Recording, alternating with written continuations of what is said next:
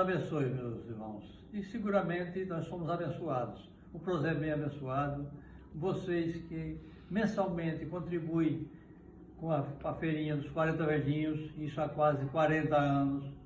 De forma que, mais uma vez, a gente está aqui solicitando e não vou nem dar a relação do que está precisando. Ultimamente, com a pandemia, a preferência tem sido por doação em espécie, o que facilita, até certo modo, a gente comprar a quantidade certa de cada produto. De forma que, mais uma vez, só nos resta pedir a Deus que, como sempre, nos abençoe, nos ilumine e nos dê muita saúde e paz. Que Deus abençoe a todos.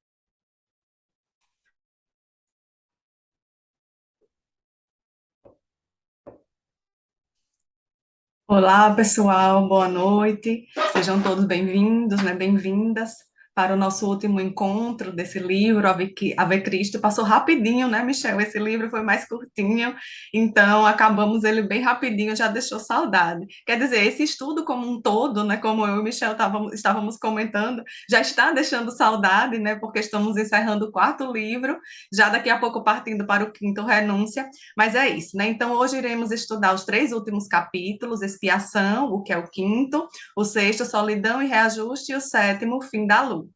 Então, vamos para os procedimentos de praxe, né, aqui da gente. Vou passar para o Michel, para ele fazer a nossa prece inicial e começar o nosso estudo da noite. Boa noite, Gilmar. Boa noite aos amigos, né? Realmente foram só 5 livros históricos, né, que o Emmanuel nos legou, né? Podia ser uns 20, né? A gente faria todos. Vamos então iniciar com uma breve prece, né? Mais uma vez reunidos nesse estudo, com grande alegria que podemos terminar essa obra no dia de hoje. Foram muitos ensinamentos, precisamos colocar em prática esses ensinamentos desses grandes espíritos que passaram, que sofreram, esses mártires de Lyon. Hoje nós temos muito mais facilidades. Devemos fazer jus também a essas facilidades, nos esforçando o máximo possível nos nossos estudos, nosso trabalho, e aproveitar o tempo com essas obras, com essas tarefas que são tão importantes para nós mesmos, para nossa alma imortal. Que Jesus nos ampare e nos abençoe hoje e sempre. Que assim seja. Assim seja. Vamos lá, Então, Gilmar. vamos lá. Vamos lá, que hoje tem muita coisa também, né? Então, vamos lá, capítulo 5, expiação. Então, a gente terminou, né, o capítulo 4 com aquela ida da Helena, né, para a província, né, e a ida de Tassiano para Roma, por conta daquela trama toda que a Helena tinha feito para se vingar, né, da Lívia e daquela trama toda que ela fez, né? Então, Tassiano chegou lá, o sogro, o Opílio, informou do retorno da Lívia com Lucila, né, que tinham voltado para a província para ela se recuperar, manda o médico, e Tassiano acaba voltando em seguida, até porque ele não tinha mais o que fazer lá em Roma, né? Então, eles voltam, a viagem é demorada, né, eles encontram dificuldade por conta dos ventos, então acaba demorando bastante, e eles sentem, né, tanto ele quanto a Blandina, muita saudade do Basílio e da Lívia, e na viagem inteira eles tentando matar essa saudade, lembrando, né, do período que eles viveram ali juntos. E aí, ao chegarem o Tassiano encontra a Lucila forte, restaurada. A Lucila já foi bem, né? A gente sabe que ela se recuperou logo, rapidinho, né? Da gravidez, que provavelmente foi interrompida, e da morte lá do Marcelo. E aí, e já estava a Lucila se preparando para o casamento com o Galba, com o tio, né? Então, Tassiano e Blandina ficam sabendo do ocorrido com a Lívia e o Basílio e se entristecem bastante. Então, a Helena, ela tenta se explicar, né? Chama Tassiano para se explicar. Por quê? Não só porque ela não esperou ele chegar lá, já que ele tinha ido por um chamado dela, e reclama por Tassiano ter deixado Blandina se aproximar de Lívia e Basílio, né? Ela começa a reclamar de tudo, da situação, então ela acaba se colocando como vítima, né? Então ela que tramou tudo, ainda acaba se colocando como vítima e acusando Tassiano, inclusive de ter deixado que a Blandina se aproximasse e da possibilidade dela ter virado cristã por conta da proximidade da Lucila e do Basílio, né? Então, a Helena fala que sabia do envolvimento de Lívia com Tassiano, aquela história toda que o Teódulo contou, e aí eu fico imaginando, né, ela que tramou tudo isso, ela que realmente traiu ele, né, com o Teódulo, e aí acusa ele por uma informação falsa, óbvio que ela não sabe que é falsa, ela acredita realmente nessa traição, mas fez isso e continua fazendo, né? Ela continua com o Teódulo, é o braço direito, é o capataz, digamos assim, de todas as ordens que ela faz. E Tassiano pensa em rebater a informação que sabe das traições, mas não faz, né? Então, olha como assim, muitas vezes a gente tem que ter essa atitude de Tassiano. E como é difícil ter essa atitude, né? A gente sabendo que está certo, porque ele sabia que ele não traiu, apesar dele amar a Lívia, mas ele sabia, ele tinha certeza, porque ele pegou a traição dela, né? Então, o ímpeto da gente é realmente botar tudo isso para fora. Mas a gente vai adiantar de quê? Né? Será que vai adiantar alguma coisa? Vai resolver alguma situação? Ou será que só vai piorar a situação? Né? Então, ele teve essa consciência de não colocar mais lenha na fogueira, né? Então ele não fala nada. E aí já tinha acontecido, ele já sabe que a Lívia não estava mais ali, que o Basílio já tinha morrido. Então muitas vezes não adianta, né? Só a gente acabar envenenando mais a situação. Mas quem tem essa consciência, né? Ou será que a gente teria essa condição de agir como Tassiano agiu? E olha que ele ainda não era cristão, né? Ele já estava muito mexido, mas ele ainda não era cristão. Então, Tassiano conta, né, que a Lívia era casada, e aí onde a Helena descobre as tramas, né, como tudo isso está entrelaçado, né, e aí ele conta que a Lívia era casada e que em Roma ficou sabendo que o seu marido Marcelo foi encontrado morto. E aí Helena empalidece, né, e começa a contar como se deu a morte de Basília. Ela começa a contar com maiores detalhes, e fica dizendo que a Lívia, né, acaba dizendo que a Lívia tinha ficado cega. Então ela começa a contar aquela trama, que eles saíram, que foram para a casa do cristão lá, e que houve aquela perseguição toda das autoridades da época. Conta aquela história toda da Lívia, que a Lívia ficou sendo a preferida lá do pretor, aí inventa aquela história da esposa dele, ela foi quem sugeriu que cegasse a Lívia, né, mas aí ela conta uma fantasia, né? E aí ela conta que o Ignácio, né, se apaixona, a mulher dele, e aí quando ele sabe que Lívia fugiu, acaba enlouquecendo, e após espancar a escrava, né, que foi a Sinésia, que a coitada da Sinésia foi quem levou a culpa toda. É claro que ela teve a parcela de culpa porque ela acabou realmente cegando a Lívia, mas aí acabou mandando prender ela, e a Sinésia é encontrada morta, né? Então quem será que matou a Sinésia? Porque a Sinésia era a única que poderia revelar a trama toda, né? Então, ela conta a versão fantasiosa dela para o Tassiano, né? E aí, Helena diz ainda que, como boa mulher que ela é, que conservou a casa do Basílio para Tassiano. Né? Então, ela pinta uma história, né, onde ela ainda é a vítima, onde tudo aconteceu e ela ainda, além dela ser a vítima, ela ainda age com a bondade de preservar a casa do Basílio para Tassiano. Como assim? Olha, eu sei que você tinha um carinho imenso por eles, então preservei isso para você. Então, assim, quantas vezes a gente não vive isso na nossa vida, né? No nosso ambiente de trabalho, dentro do meio que a gente está inserido. Eu acho que uma das maiores lições desse livro, pelo menos para mim, é justamente isso. É uma das falas que a Lívia fala quando ela encontra a mãe, que a gente vai ver mais à frente, de como está tudo entrelaçado e de como tudo isso faz parte do nosso crescimento como espíritos, né? Que muitas vezes a gente reclama, quer dizer, muitas vezes a gente reclama, pelo menos eu posso falar por mim, que reclama, mesmo entendendo a situação, mesmo já tendo um conhecimento que tudo isso faz parte de todo o processo que a gente vê aqui, de todo esse processo reencarnatório, mas quando a gente está vivendo isso é muito difícil, né? Então, tem todo esse emaranhado das pessoas que fazem parte da nossa vida. Então, tanto as ruins, as pessoas que a gente considera ruim, como as boas, todas as situações cooperam para o nosso crescimento. Para mim, essa é uma das grandes lições desse livro. E aí, Helena ainda diz que determinou que Teódulo fosse levar a Lívia até o porto de Massília, fosse até o porto de Massília para ver se encontrava a Lívia, né? Porque ele falou que Lívia tinha ido embora, mas sem sucesso. Olha só, né? Teódulo que levou Lívia e deixou Lívia lá, abandonou Lívia lá. Então, Tassiano, sabendo disso tudo, né, ele foi para a casa de Basílio e ficou lá se lembrando do momento que eles viveram ali naquela casa, que foi um período bem feliz, pelo menos foi o período mais feliz que ele viveu aí dentro do livro, né? E aí ele encontra os pergaminhos de Basílio com as anotações sobre a sua antiga fé, né? E aí o Emmanuel conta que Basílio tinha se convertido ao cristianismo fazia pouco tempo, antes de ir para Lyon. Antes, ele era afeto ao culto de Sérapis. E aí Tassiano encontra um trabalho de Basílio que é denominado de Sérapis a Cristo. E eu acredito que tenha sido um manuscrito assim muito interessante, né? Que ele fala a transformação dele da fé pagã para o cristianismo.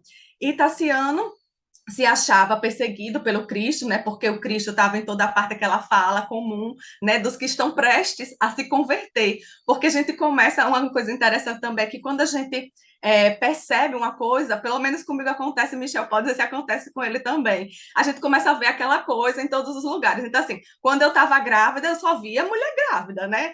Parecia que o mundo todo estava grávido, porque eu estava com aquela condição, então eu acabava vendo mulher grávida em tudo que é canto. Então, quando a gente está numa condição, a gente acaba vendo aqueles semelhantes. E os perseguidos, que se consideravam perseguidos por Cristo, na minha concepção, eles já estavam com Cristo dentro dele, eles só não tinham se dado conta disso e acabavam se achando perseguidos pelo Cristo, né, por conta disso, né? Então, acabava vendo Cristo em tudo que é canto. Né? Ele tem essa fala como, o Cristo me persegue, sempre o Cristo, né? Eu lembro que o Públio dizia isso, sempre esse Cristo, né? Todos eles, e o Tassiano a mesma coisa agora.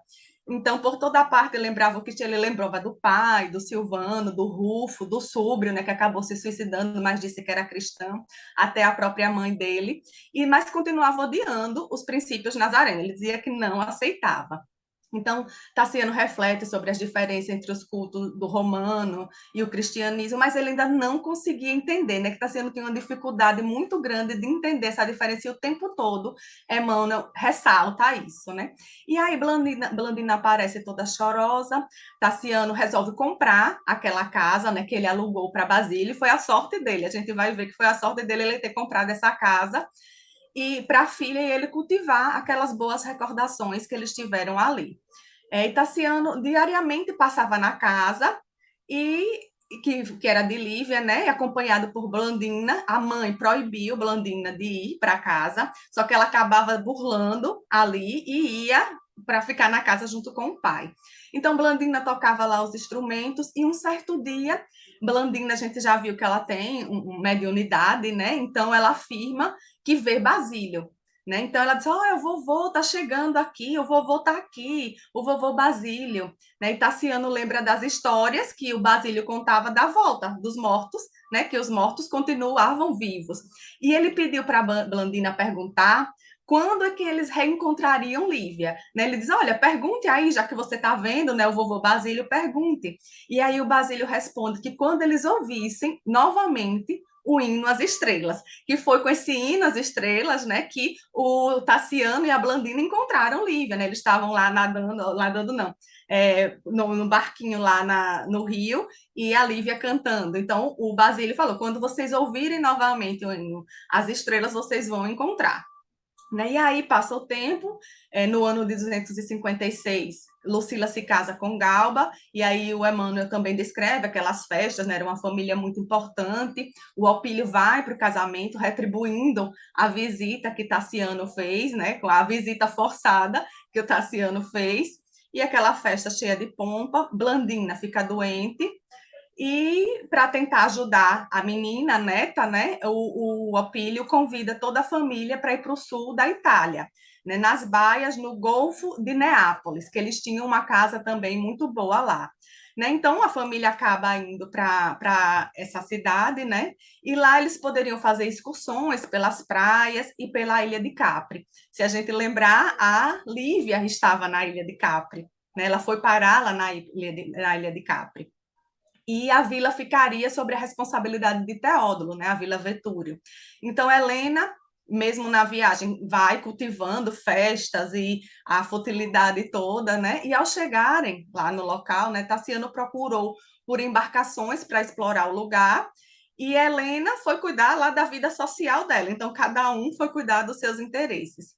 Tassiano sempre passeava lá pelas praias de Capri com Blandina.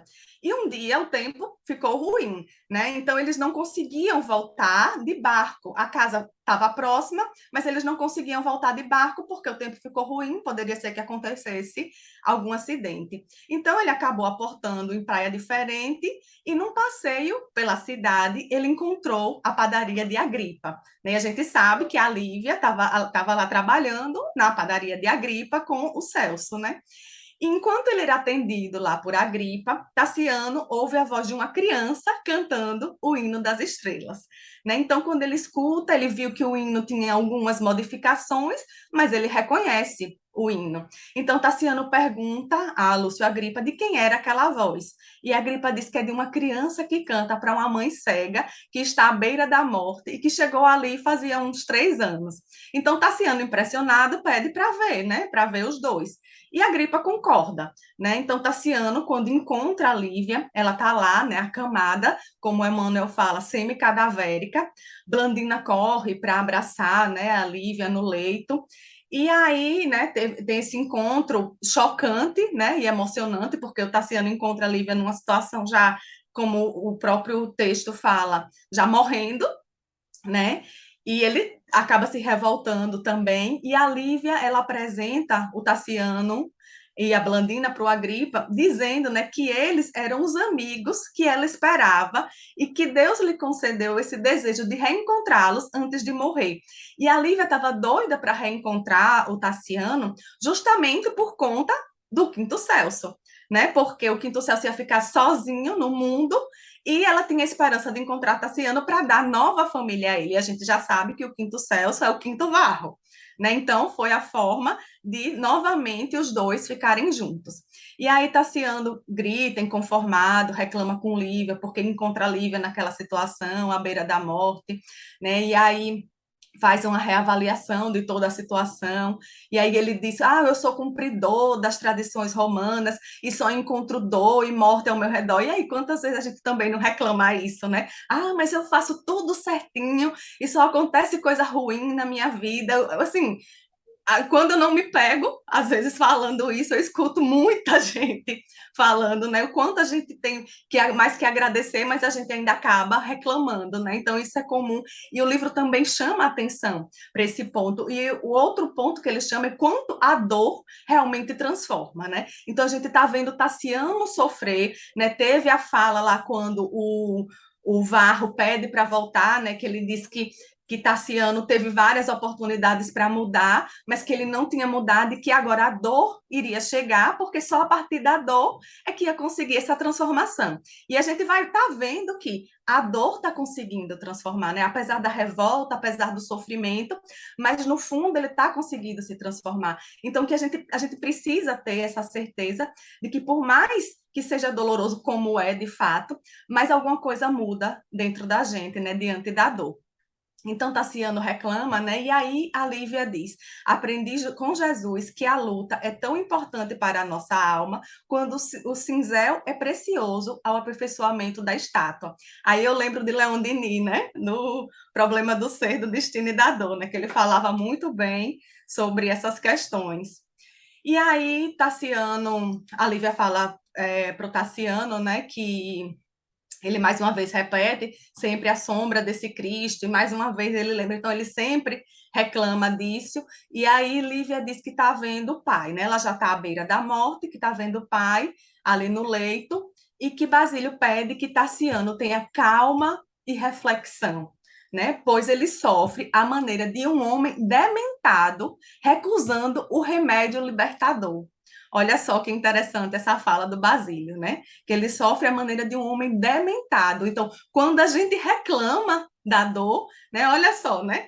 A gente fica parecendo que é um homem dementado, recusando o remédio libertador. Então, quando a gente reclama da dor, é como se a gente recusasse o remédio que vai libertar a gente daquele mal. Então, é uma frase que dá para a gente trazer para a nossa vida e refletir bastante sobre ela, né? Principalmente naqueles momentos ali em que a gente se acha esquecidos de Deus pela dor. Né? Então, Lívia continua revelando o recado de Basílio para Tassiano, né? Que diz: é a severa que todos nós nos achamos encadeados. Aí esse texto, assim, eu acho fantástico, acho que é o que explica esse emaranhado todo, né? O como a família e todos aqueles que estão à nossa volta têm uma importância muito grande em nossa vida. E ele diz: a severa que todos nós nos achamos encadeados através de existências sucessivas, somos verdugos e benfeitores um dos outros. Somente as lições do Cristo, bem vividas por nós, conseguirão resgatar-nos, eliminando os elos escuros de ódio e vaidade, egoísmo e desesperação a que nos acorrentamos. Compadece-te de todos, dos superiores e dos inferiores, dos que te auxiliam e dos que te encarnecem, dos vivos e dos mortos. Não retribuas mal por mal, perdoa sempre. Só assim fará luz em ti, mesmo para que possas discernir a verdade. Então, acho que é assim, dentro daquilo tudo, tudo que acontece é para o nosso crescimento, né? É para o nosso bem. E a gente precisa entender e perdoar, porque só assim a gente vai se desvencilhando, né, de toda a culpa e vai conseguindo seguir leve, né? E agora é uma lição muito difícil, né? Então a Lívia diz que seu pai lhe avisou que está próxima a hora da partida, que ela só esperava encontrar Tassiano para entregar o quinto Celso, e aí lembrou que a mãe de Celso morreu, né? E aí Celso corre para abraçar a Lívia, e Tassiano para a discussão com Cristo, e aí a Lívia apresenta o Celso a Tassiano, indicando-lhe como um filho do coração, e que ele também seria um ótimo filho para o Tassiano, e um abnegado irmão para a Blandina. Então, Tassiano olha para o Celso e aí lembra do pai, né? Porque será, né? O Celso ali já traz a mensagem ali, a figura do pai. Então, inclusive a semelhança do nome. E aí, Celso solta a Lívia e vai abraçar o Tassiano. Então, a Lívia conta a Tassiano tudo o que ocorreu com ele, com ela e com o pai, após a ida dele, né, do Tassiano para Roma. Tassiano fala que não sabia de nada que se passava, e realmente ele não sabia, mas que Helena devia conhecer os acontecimentos. E aí ele manda buscar Helena, né? Porque Helena tinha contado uma história completamente fantasiosa para ele. Então, foram buscar a Helena na casa dela, e ela vem acompanhada da Anacleta. Então, Tassiano diz que, para ela vir, né, que é um caso de vida ou morte, que é um caso de morte, que Helena vem ao encontro de Lívia. Então, Tassiano apresenta a Lívia a Helena, e Helena diz que não conhece Lívia. Realmente ela não conhecia, ela não chegou. Lívia tentou várias vezes falar com ela, mas ela não quis falar com Lívia. Então, Helena e Anacleta reconhecem em Lívia os traços de Emiliano, o noivo da Helena, né, que morreu. E Helena tem a impressão que Emiliano está ali em espírito, acordando-a para aquela realidade terrível. O próprio Emiliano falou, né, que ela devia cuidar daquela criança que era deles, né? Tentou fazer de tudo e a Helena não deu ouvidos. E aí Lívia agradece a Deus a oportunidade de conhecer a mulher de Tassiano, e tem aí também a oportunidade de tirar a má impressão que ela tenha deixado. Então, olha só a bondade. E assim, eu fico vendo como, quando a pessoa não tem a maldade no coração, como todas as atitudes são simples, né? Porque ela realmente estava ali, ela não conseguia enxergar que tinha sido vítima, que aquela mulher tinha feito alguma maldade com ela, e ela ainda tenta tirar a má impressão que ela pode ter deixado na Helena, né? Então, Helena, vendo Lívia e com as lembranças do passado, pergunta a Lívia onde ela nasceu. E aí a Lívia responde que nasceu em Cipro, né? E Helena pergunta: e quem foi sua mãe? E aí a Lívia diz que não teve a felicidade de conhecer a mãe, porque foi recolhida pelo pai adotivo numa charneca. E Helena já pergunta, né, se ela desculparia a mãe. E aí Lívia responde que sim. Lívia diz: como não? Sempre rendo em carinhoso culto ao coração materno e minhas preces de cada dia. Então, isso, Helena já sabendo, né? Acho que foi assim, nem sei, assim, uma coisa terrível até para ela, né? E aí ela diz: e se tua mãe te roubasse o esposo, o pai e a própria saúde, impondo-te ao escárnio público? Repara. E aí a Lívia responde: ainda assim. Não seria para mim diferente. Quem de nós neste mundo poderá julgar com segurança? Minha mãe, embora me quisesse com todo o amor, talvez fosse obrigada a ferir-me em meu próprio bem. Creio que em tudo devemos render graças a Deus. Então, olha só, né? A mãe ferir para o próprio bem. Né? Então, quando a gente tenta meditar sobre essas frases, então a gente começa a entender que realmente nada daquilo que nos acontece é por acaso, né? E como a Lívia diz, em tudo devemos render graças a Deus, porque isso foi uma forma dela se burilar, dela se melhorar, né? Mas a gente sabe que é muito difícil, eu não canso de dizer isso porque é bem complicado. Então, Anacleta, diante da mudez, né, da Lívia, é, ela pergunta se não teria deixado nenhuma recordação. E aí Lívia mostra o camafeu de Cibele, que ela guardava junto ao peito, né? E que diz que a mãe achava que a mãe tinha intenção de encontrá-la, né, mas não tinha. Então Tassiano reconhece o camafeu que a Helena andava, né, quando ela namorava com Emiliano. E aí Helena, diante da revelação, ela novamente vê Emiliano, né, como as antigas visões, dizendo: Helena, Helena, que fizeste da filha que te dei? Então, Helena enlouquece, né, diante de Tassiana. Anacleta dá uma gargalhada e corre para a rua e retorna para a casa dela. Tassiano pede para Agripa cuidar de Lívia e ele vai conversar com Anacleta, né? Então, Anacleta conta tudo para ele, ele fica possesso de raiva, ameaça matar Helena com as próprias mãos, mas Anacleta pede calma. E aí a Agripa chega dando a notícia de que a Lívia tinha falecido. Então, Tassiano vai lá ver a Lívia, né, cuidar disso, só que ele deixa o Agripa cuidando e vai para casa ver Helena.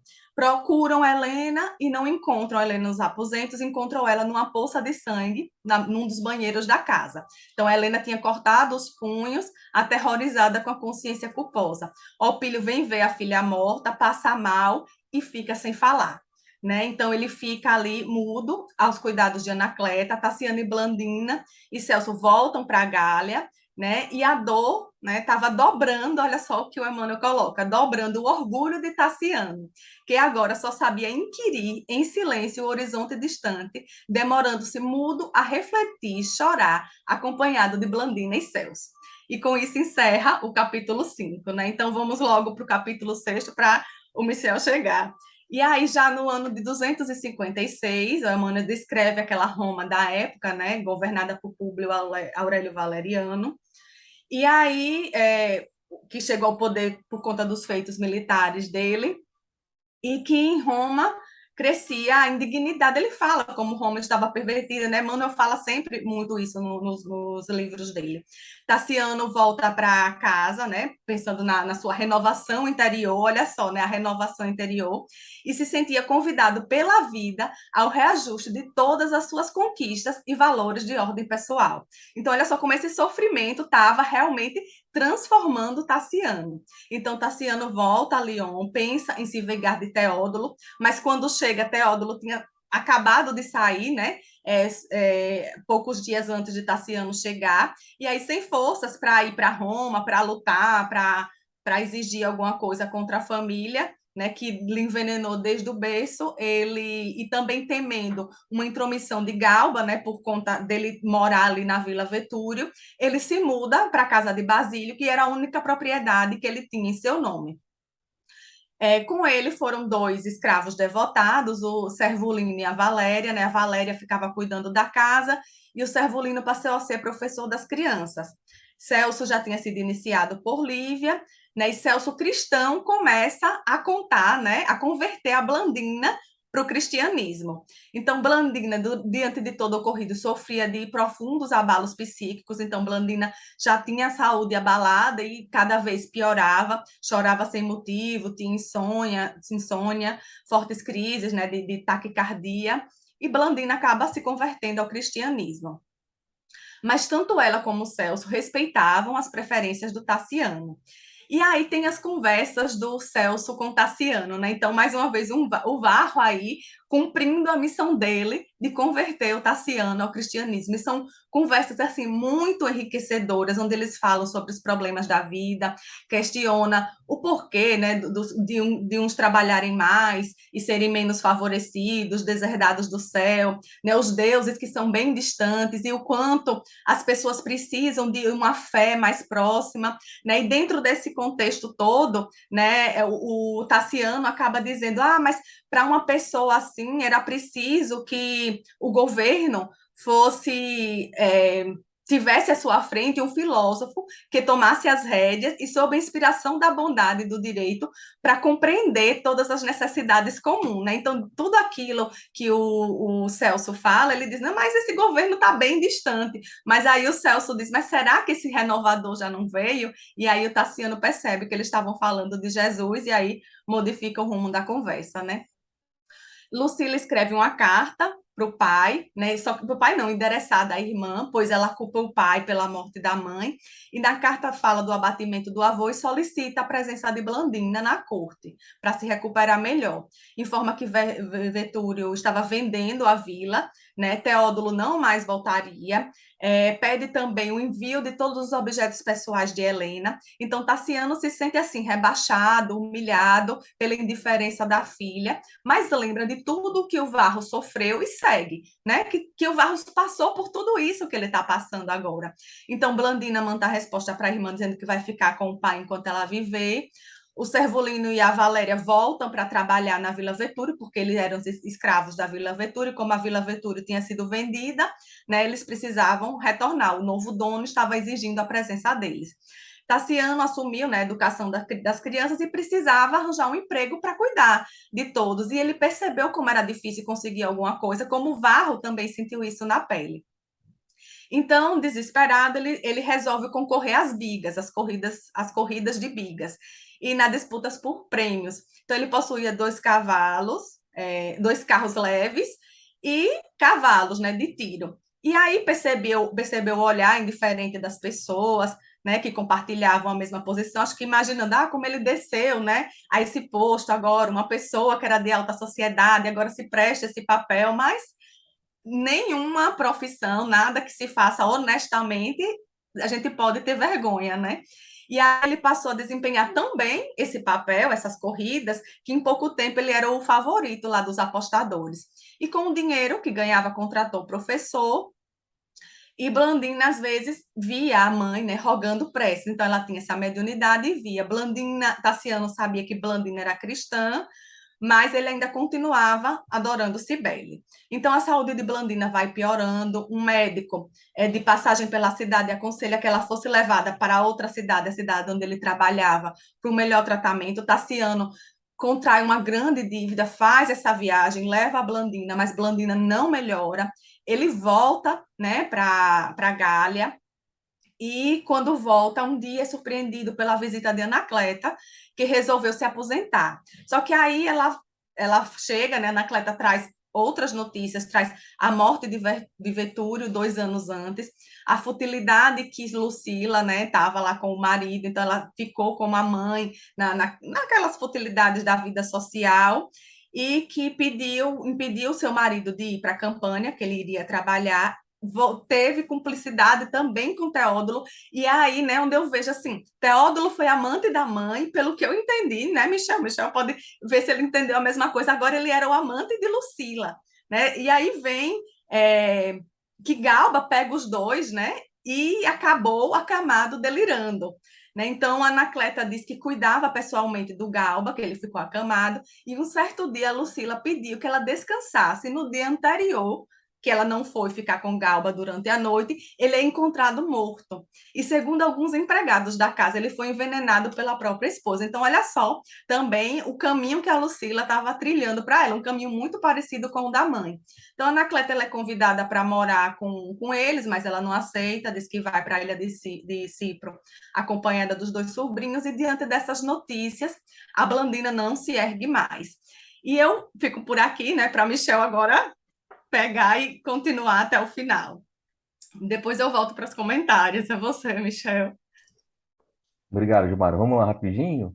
Em relação ao capítulo 5 e 6, realmente o tempo todo, né, o Tassiano ele é chamado, né? Ele foi chamado primeiro pelo amor, né? Lembra lá de Silvano, né? Foi chamado pelo amor, mas não quis seguir. Então agora ele foi durante o livro inteiro chamado pela dor, né? A Lívia, a gente vê na Lívia uma grande confiança na vida futura. Então por isso que ela fica tranquila, serena, né? Até ela desencarnar.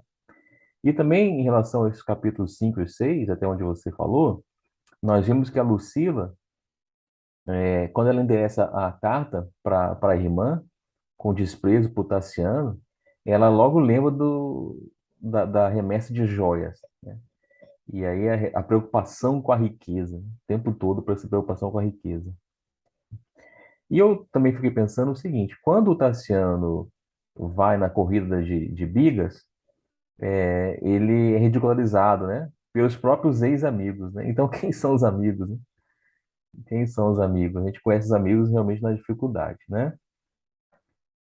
Bom, então continuando aqui, a Blandina, ela tá bem convalescente e pede o último desejo, né? Se aceita, que ele aceite a morte na fé cristã dela. Então, para o Tassiano, isso é uma grande dor, né? Além de ciúme, né? Saudade da filha, né? Então, ele começa a pensar, o pai era do Cristo, a mãe abraçou o Cristo, Basílio se imolou pelo Cristo, Lívia morreu, louvando o nome do Cristo. Anacleta despediu-se procurando o Cristo. O quinto Celso, o filho, que ele tanto amava, pertence ao Cristo, sempre o Cristo. Olha, porque ele é chamado uma vez, duas vezes, ele vai ser chamado umas 30 vezes. Enquanto ele não aceitar, né? Ele vai continuar sendo chamado, né? Então, se ele aceitasse desde o início, a situação dele seria diferente. A Blandina, então, já convalescente, conta que a Lívia visitou, afirmou que o amor de Jesus.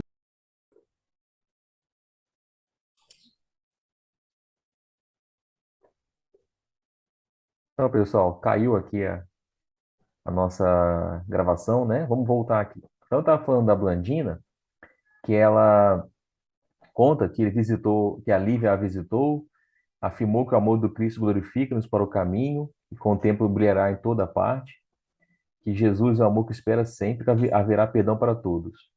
E pede que ele procure a igreja de São João e procure uma pessoa chamada Enio Pudens. Em princípio, né, a Tassiano reclama, mas aceita. Né, aceita que a Blandina seja cristã. No dia seguinte, então, ele vai procurar esse Enio Pudens. E quem é esse Enio Pudens? É um companheiro antigo de Varro. Tinha já 80 anos e ainda trabalhava. Então, aí ele informa que conheceu os dois Corvinos, né, o original e a cópia, né, que foi o Quinto Varro, né? Eles voltam a casa e conversam com Blandina e Celso quando o Enio faz a oração dominical. E aí, nessa oração, o Tassiano já não se revolta. Então já houve uma mudança, né? Agora o Tassiano está sozinho na fé e vai às bigas, né? Então é o trabalho dele correr nas bigas. Eu imagino que devia ser um trabalho assim, bem subalterno naquela época, por isso que ele era tão humilhado. Mas ele vai, porque a filha está à beira da morte, então ele precisa ir. E aí, nessa corrida, houve um acidente. Ele corre, acontece uma queda e ele cai machucando os olhos. O Celso socorre o pai e vai em pedido de ajuda aos cristãos. Então, enquanto a plateia estava lá, estava falando mal dele, né? Mas os cristãos vão ajudar. O Enio leva medicamentos para cuidar de Tassiano, né, na casa dele, mas nota que Tassiano estava cego. Ele não entra em desespero e até descreve a Blandina. Ele não conta para a Blandina que está cego. Ele continua, então, por 15 dias falando para a Blandina como se ele tivesse ido às festas, às corridas e estivesse tudo bem. E aí é interessante, né? Nenhum amigo de outro tempo apareceu, nenhum admirador visitou. Somente quem? Um cristão, que ele tanto odiava. O velho Enio o visitava, sempre passando ali. A Blandina piora, desencarna, e aí o Tassiano se desespera e grita. Então, grita de dor. E ela é enterrada como queria, como cristã, e ele fala para ela no enterro, né? Para ela mostrar para ele a bendita claridade da fé, que ela adotou uma crença que ele não estava preparado, e que se ela encontrasse o mestre, para pedir que renovasse o coração dele. E amparando-se em Celso, está sendo esmagado de dor, afastou-se da cripta, trêmulo e hesitante. Então, assim termina o capítulo 6. E aí, bom, Tassiano causou isso para ele mesmo, né? Não teve muito jeito. Começando então o capítulo 7, né? Fim de luta. Neste momento, o Tassiano está hospedado na igreja, aos cuidados de Enio, mas se preocupa com o futuro de Quinto Celso. Pensa ele em vender a casa, os cavalos e ir para Roma com o filho, porque ele tem uma filha que é muito rica em Roma, a Lucila. Então ele é convidado por Enio a ficar na igreja trabalhando, mas ainda assim ele tem aquele orgulho.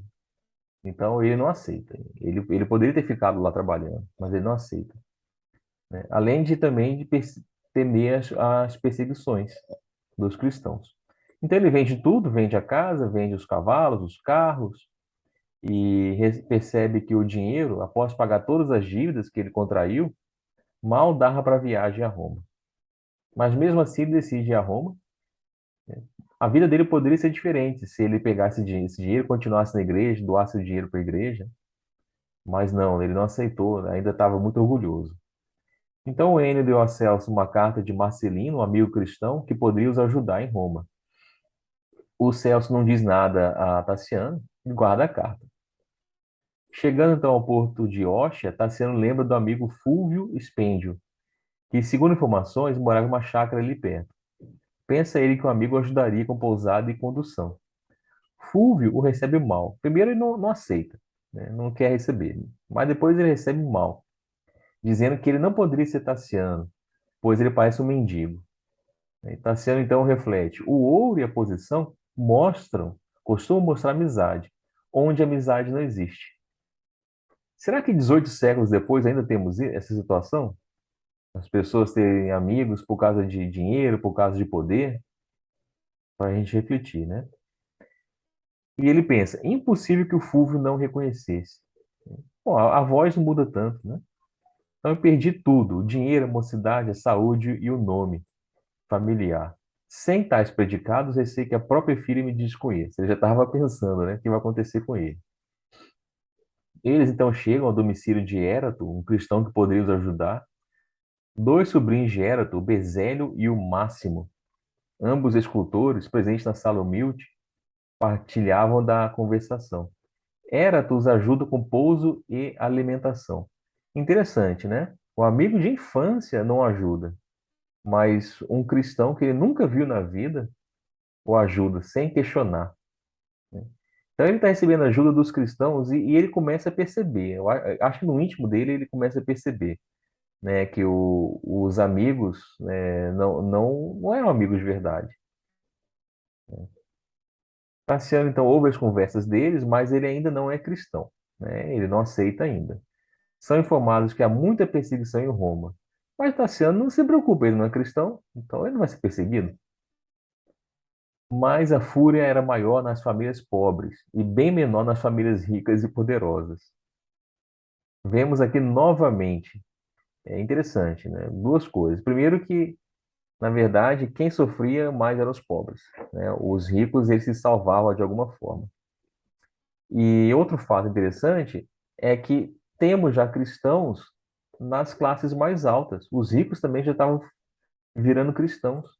Não eram só os pobres, né? Os deserdados, os escravos. Então, no dia seguinte, os dois rumam em direção ao palacete de Lucila. O Tassiano pergunta pelos antigos servidores, mas não os reencontra. Solicita a presença de Lucila, mas aqui que é a parte muito triste, né? A filha recusar o pai, né? Mas o mordomo vem dizer que ela está ocupada. Como está ocupada por um pai, né? E ocupada com o quê?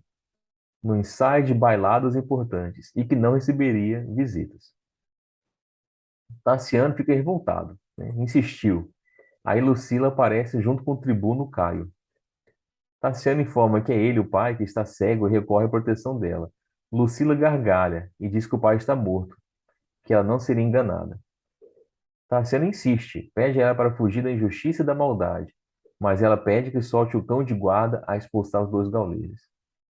O cão morde o braço de Quinto Celso, que protege o pai. Então, o Celso protege o pai, né? E ele é mordido. Como não lembrar que o mesmo Tassiano soltou um cão aos meninos cristãos?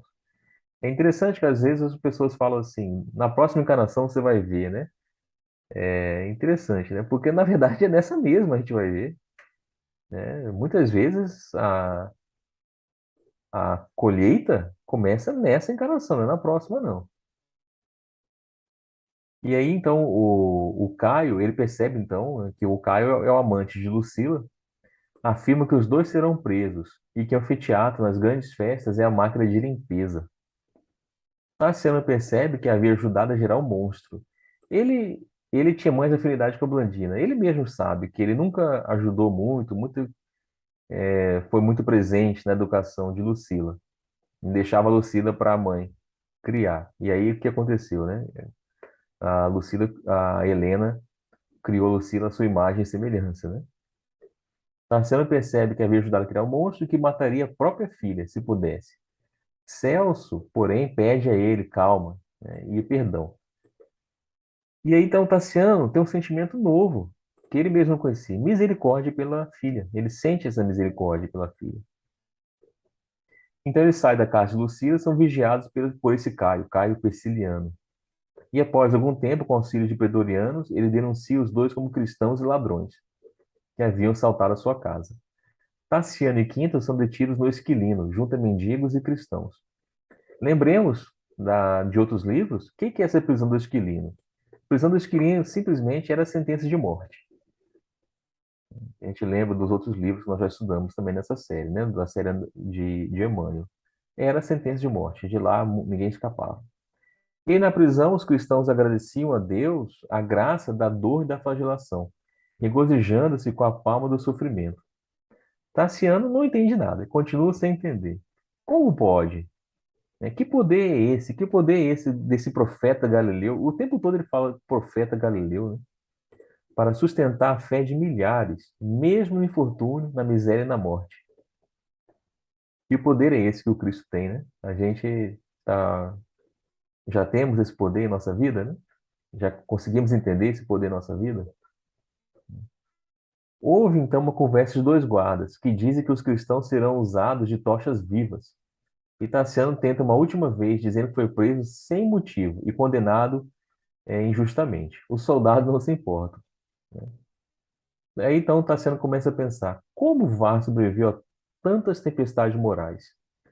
Como pudera crer-se superior aos outros homens? Olha a mudança em Tassiano.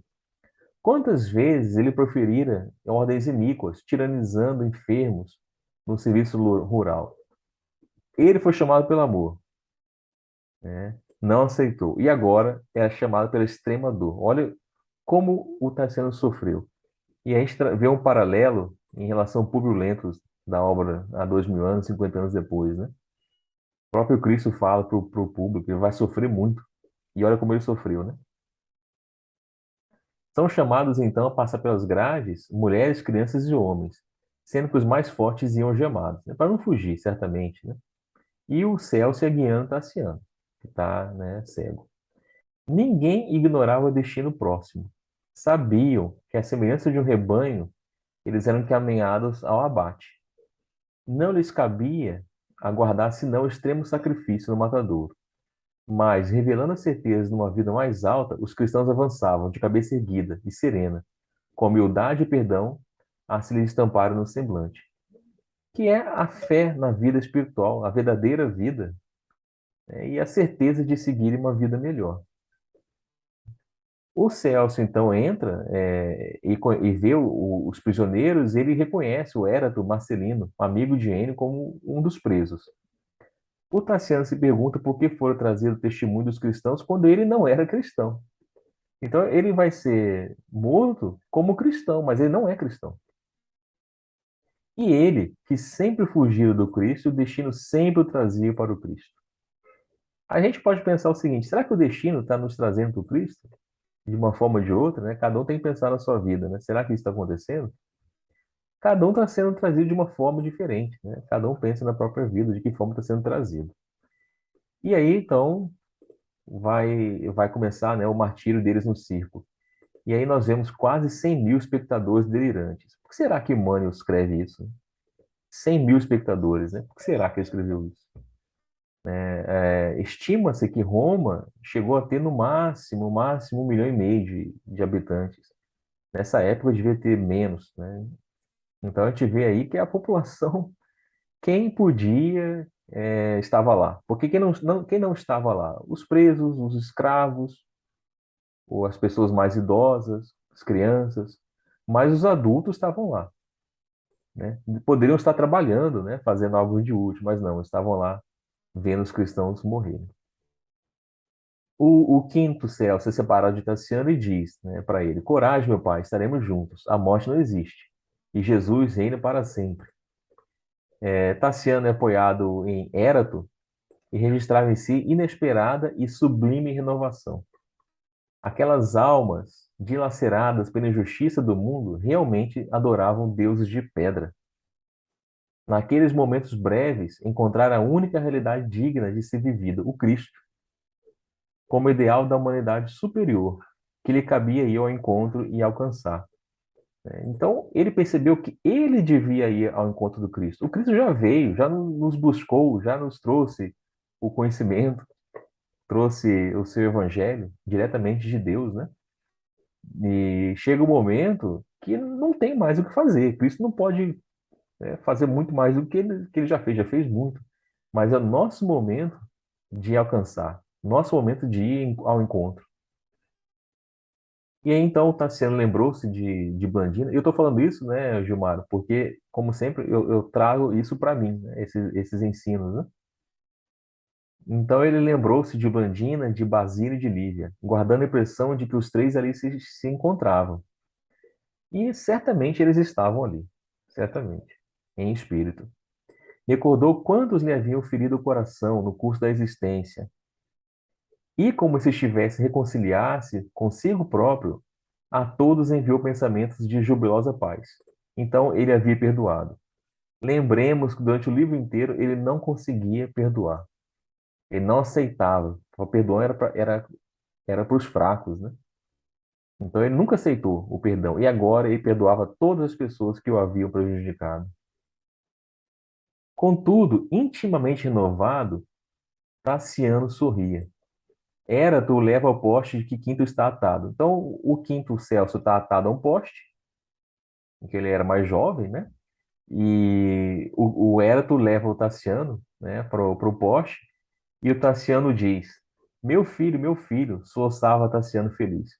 Eu senti o poder do Cristo em mim, agora eu também sou cristão. Eu li esse livro algumas vezes já, e eu lembro, né, de algumas partes. Essa parte aqui a gente não esquece, né? Essa parte aqui é uma parte que eu lembro bem do livro, né? Não tem como esquecer, né? Então, meu filho, eu senti o poder do Cristo em mim. Agora eu também sou cristão. Ou seja, quem venceu a luta, né? Quem venceu? Será que Celso venceu? Celso venceu, né? Ele tinha 100 anos, lembra no início? Ele tinha 100 anos. E ele diz: louvores sejam entoados a Deus, meu Pai. Viva Jesus! E aí Tassiano pede a Celso que ensine a orar. Como assim Tassiano pede a Celso que ensine a orar? Ele orava todos os dias. Então a gente lembra que ele orava para os deuses todos os dias. Mas ele não sabia orar, ele orava aos deuses. Orava por coisas fúteis. Na verdade, ele percebe agora o que era orar de verdade. E então eles oram a prece e desencarnam. Eu não vou detalhar como desencarnaram, não, porque não é importante. Logo após o desencarne, Tassiano, em espírito, recupera a visão e via que do poste não estava mais Celso, mas seu pai Varro. Então ele percebe que o filho, na verdade, era o pai dele, né? Ele fala, então, Tassiano, meu filho, agora poderemos trabalhar em louvor de Jesus para sempre. Então, essa aqui foi uma promessa, né, de Quinto Varro, né, Quinto Celso e de Tassiano. Fico pensando, será que eles trabalharam em louvor de Jesus para sempre? Eu acredito que sim, né, Gilmar? Depois você pode comentar, porque o Quinto Celso era um espírito já bem superior. E se ele prometeu, né, se ele prometeu, ele vai cumprir. Então, eu acredito, né? E o problema dos livros do Emmanuel é que acabam, né, Gilmar? Eu tinha muita vontade de saber o que aconteceu com eles, né? O que aconteceu depois. Muito curioso saber o que aconteceu com Lucila. Não conta mais sobre Lucila, o livro acaba ali, né? Então ele revê Blandina, né? Ele revê Basílio e Lívia num patamar. E aí e Rufo, né? E aí em outro patamar tá Lucano, Hortência e Silvano e outros paladinos da fé. E aí encerra o livro assim: cá embaixo a crueldade gritava em regozijo. A chusma delirava na contemplação de corpos incendidos, no sinistro banquete da carnificina e da morte. Mas, ao longe, no firmamento ilimitado, cuja paz retratava o amor inalterável de Deus, as estrelas fulguravam, apontando aos homens de boa vontade, glorioso por vir. Quem eram os infelizes? E quem eram os felizes, né? Então, aquela turba que estava ali, os 100 mil que estavam ali, quem eram os felizes, quem eram os infelizes? E assim a gente acaba o livro, né? Muito, muito ensinamento, muito bonito tudo, né? E só para encerrar aqui, né? A gente agradece novamente o espaço que o Prozebem nos dá, por meio da Sandra, do Alexandre, da Val. É o quarto livro que nós estamos terminando dessa série. Já fazemos o compromisso público, né? Compromisso igual, não é desse nível, né, Gilmara, mas temos já compromisso de nos doar mais um pouco e estudar o livro Renúncia em breve, né? E principalmente agradeço a Gilmara, que realmente, assim, como eu falei todas as vezes, né, e falo novamente, é sempre uma honra, viu, Gilmara, estar com você participando aqui nesse estudo, né? É assim que eu aprendo, certamente aprendo muito mais, né? E realmente fiquei, assim, muito feliz, né, de ter te conhecido nesses encontros aí do Prozedem, né? E certamente temos aí muitos estudos para fazer, né? Então eu agradeço e passo a palavra. Com certeza, Michel. A gente deve ter assumido esse compromisso lá do outro lado e vamos seguir, né? Que eu não quero voltar com essa dívida, não. Também aprendo muito com você. É um prazer, uma honra também estar aqui dividindo esse espaço com você.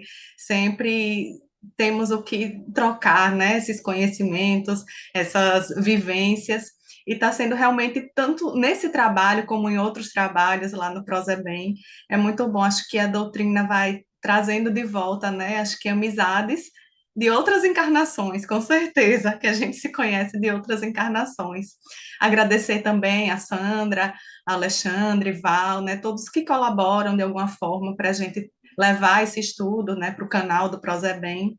E, como o Michel falou, já estamos assumindo aqui o compromisso do Renúncia, né, então já também saudosos, né, porque é o último livro, e aí vamos ver o que Sandra nos reserva mais para frente, né, quem sabe não aparece um outro estudo, uma outra oportunidade, mas vamos agora focar no que a gente tem, né? Então, é isso, esse livro, né, me trouxe grandes lições. Todos os livros do Emmanuel sempre leva a gente para muitas reflexões, ver como em uma única encarnação a gente consegue avançar bastante, né? Os livros dele também mostram isso, né? Nesse livro também eu achei importante esses laços de família, essa união lá do Varro, né, que sacrificou a ida dele para planos mais superiores em prol desse grande amor que ele tem por Tassiano, né, como a dor também transforma, né, como todos os familiares, todas as pessoas que estão na vida da gente são importantes, e aí a gente vê, né, que o Varro foi o pai, depois como o Celso, o filho, né, então muitas vezes os filhos da gente estão aqui para fazer com que a gente cresça, com que a gente aprenda também, né? Então, nada é por acaso, ninguém faz parte da nossa vida por acaso, e a gente deve tirar sempre as melhores lições de cada situação que acontece na vida da gente, né? Sempre tá ali para a gente aprender. É bom, então eu falo isso para mim, né? Das vivências que eu tenho para internalizar isso mesmo e a gente conseguir sair daqui melhor do que chegamos. E é isso, minha gente, é um prazer estar aqui com vocês mais uma vez e vamos para a nossa prece final, né, Michel? Mais alguma coisa? Não podemos fazer? Sim, pode fazer uma prece em nosso nome, né? De encerramento, mas principalmente de agradecimento. Temos muito mais agradecido que pedir, né? Então vamos lá.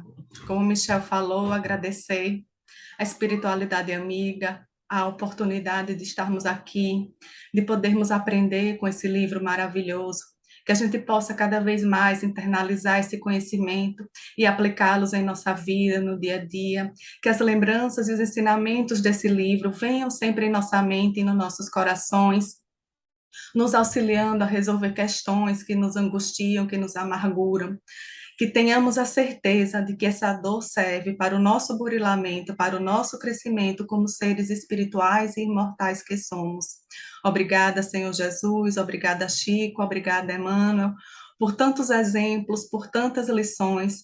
Obrigada, Senhor Jesus, por nunca desistir de nós, por sempre estar nos chamando, por sempre estar presente em nossas vidas e que possamos fazer a nossa parte, porque o nosso melhoramento, o nosso crescimento só depende de nós mesmos. Então, que possamos abraçar esses chamados de Jesus, entender esses chamados em nossa vida e que a gente possa crescer para conseguir abraçar Jesus e seus ensinamentos. Então, mais uma vez, agradeço a oportunidade de estarmos aqui, agradeço em meu nome, em nome de Michel e em nome da casa, e que possamos continuar seguindo, trilhando esses caminhos, estudando e tentando cada vez mais ser hoje melhor do que ontem. Permanece conosco, Senhor Jesus, hoje e sempre, e assim seja. Então é isso, Michel. Tchau, pessoal. Tchau, Michel. E até o Renúncia, né? Que em breve estaremos aqui de volta com a graça de Deus. Tchau, Tchau, os tchau. amigos. Tchau, Gilmar. Obrigado. Boa noite a todos. Boa noite.